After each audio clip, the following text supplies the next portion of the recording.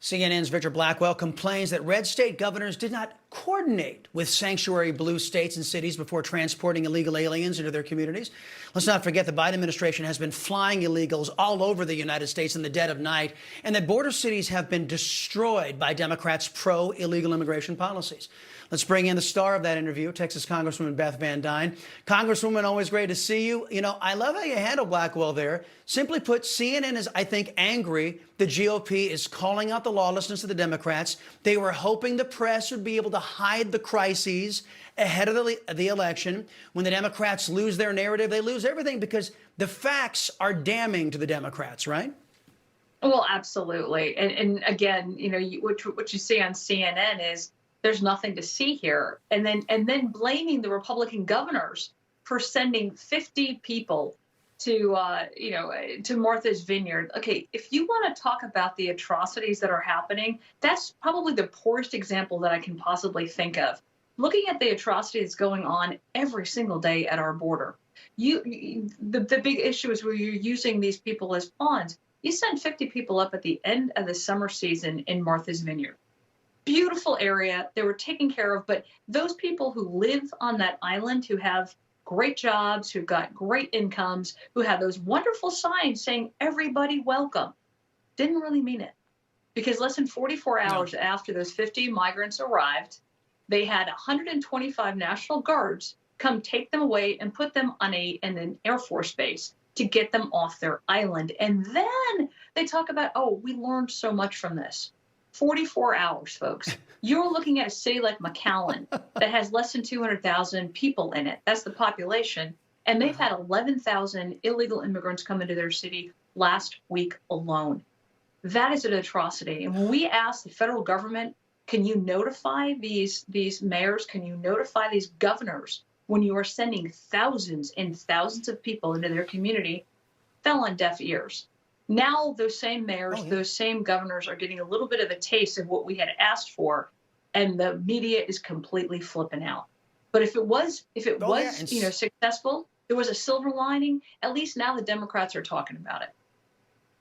Well, yeah, and then CNN, of course, they didn't complain when Joe Biden was flying illegal aliens and dropping them off in the dead of night in Florida and in other states. You know, nobody talked about coordinating with red state governors. Why, Joe Biden, why aren't you coordinating with red state governors? CNN didn't give a damn about that. According to new Border Patrol statistics, 267,000 unaccompanied children have crossed that border since January of 2021. Putting that in perspective, under President Trump, it was only 10,000. Many of these children are too young to explain what's going on in their lives, what they're doing there. Border agents are finding notes from their parents in the pockets, and that kind of stuff. Democrats rejected a Republican plan, a request to open an investigation into the safety of these kids, claiming it was, quote, completely unnecessary. But wait, Congresswoman, I thought Democrats cared. Well, I mean, we saw people like AOC down at the border crying. Kids in cages that were built under the Obama administration. We have tried everything that we could during the Trump administration to actually address the problem, to shore up the people that were coming and then had no place to go. We had it solved. The Biden administration comes in, completely unravels it, causes a massive crisis. And I've been down there.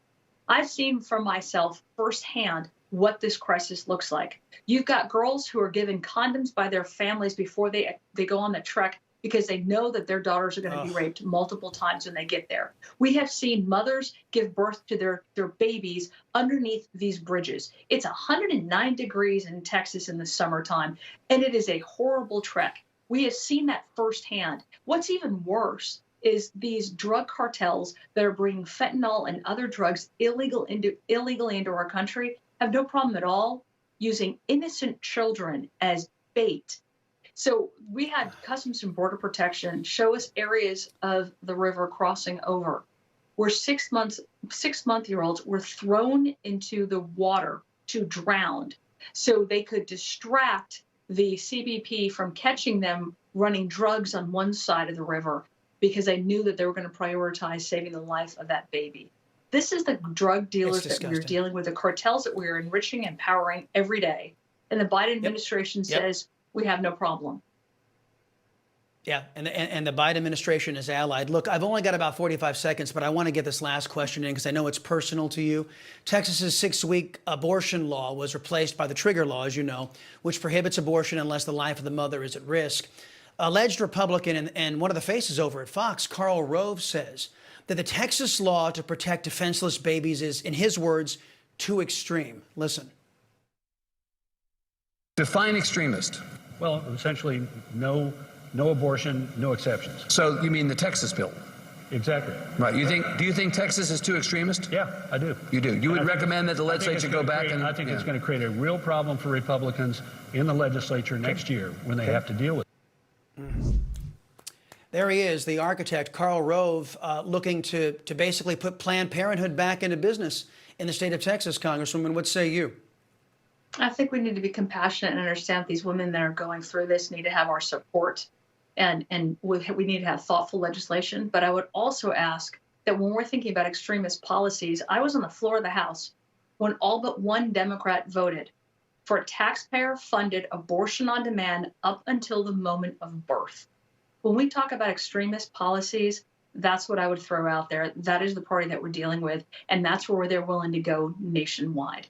I think the states have a right to be able to debate it. The states have a right to listen to their citizens and to have transparency in how this gets taken out. And when we talk about which side is more extreme, I want people to think about that. Are you comfortable with having a baby, quote, aborted up until the moment of birth?